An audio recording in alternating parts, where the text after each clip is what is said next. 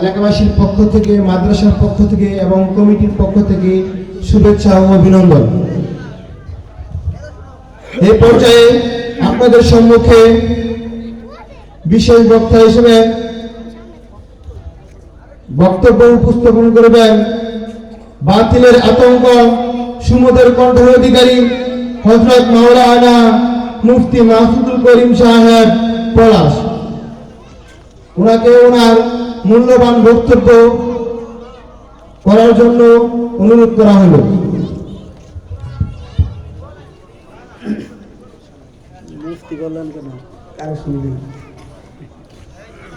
আসসালামু আলাইকুম ওয়া রাহমাতুল্লাহি ওয়া বারাকাতুহু। কি আমার সালাম করলেন? সালামের জবাব দুর্বল কেন? আমি আবার সালাম দিই, আসসালামু আলাইকুম ওয়া রাহমাতুল্লাহি ওয়া বারাকাতুহু। কেমন আছেন সবাই? ইন্নাল হামদুলিল্লাহি নাহমাদুহু ওয়া নাস্তাঈনুহু ওয়া নাস্তাগফিরুহু ওয়া নু'মিনু বিহি ওয়া নাতাওয়াক্কালু আলাইহি ওয়া না'উযু বিল্লাহি মিন শুরুরি আনফুসিনা ওয়া মিন সাইয়্যাতি আ'মালিনা। من يهده الله فلا مضل له ومن يضلله فلا هادي له ونشهد أن لا إله إلا الله وحده لا شريك له ونشهد أن سيدنا وسندنا وحبيبنا وحبيب قلوبنا ومولانا محمدا عبده ورسوله الذي أرسله بالحق بشيرا ونذيرا وداعيا إلى الله بإذنه وسراجا منيرا. فقد قال الله تعالى في كلامه المجيد وفي فرقانه الحميد. فأعوذ بالله من الشيطان الرجيم. بسم الله الرحمن الرحيم.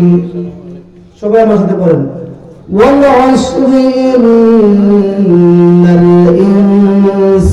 الإنسان لفي خسر إلا الذين آمنوا وعملوا الصالحات وتواصوا بالحق وتواصوا بالصبر.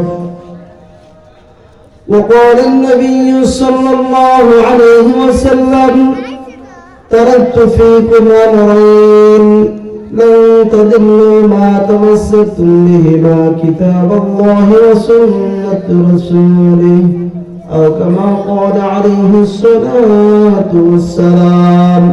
وقال تعالى في شأن حبيبه إن الله وملائكته يصلون على النبي يا أيها الذين آمنوا صلوا عليه وسلموا تسليما.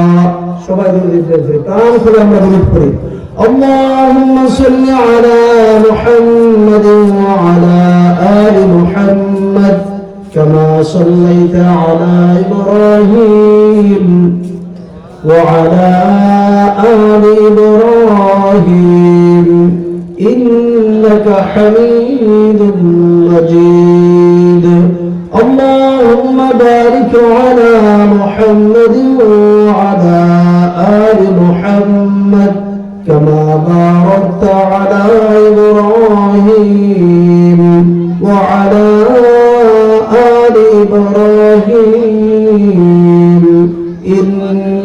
حميد مجيد بلغ العلا بكماله كشف الدجى بجماله حسنت جميع خصاله صلوا عليه وآله খালিদ বিন ওয়ালিদ রাদিয়াল্লাহু ইসলাম পাড়া হাফিজিয়া মাদ্রাসা ও এলাকার যুব সমাজের উদ্যোগে বার্ষিক ওয়াজ মাহফিলের মুআজ্জাজ মুকাররম সম্মানিত সভাপতি